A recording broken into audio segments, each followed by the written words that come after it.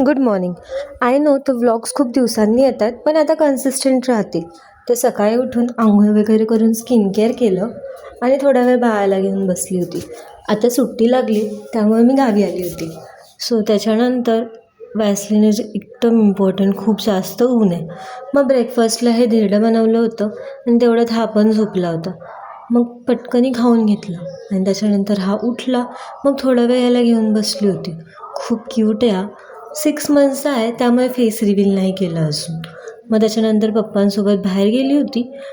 खेडला एक काम होतं ते करून आलो आणि त्याच्यानंतर खाल्ली होती आम्ही ही भेळ. काय मस्त वातावरण झालं होतं.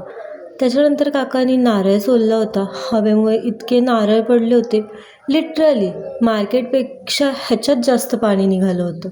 खूप मस्त होतं. आणि त्याच्यानंतर संध्याकाळी बनवायची होती पावभाजी आणि ट्विस्ट इतकी मोठी होती की लिटरली लाईट गेली तर गेली, स्मॅशर पण तुटला होता. त्याच्यानंतर मिक्सर पण बंद झाला होता. कशीबशी रात्री 11:30 वाजता पावभाजी झाली होती आमची. And yes, that was it for today. भेटूया पुढच्या ब्लॉगमध्ये. बाय.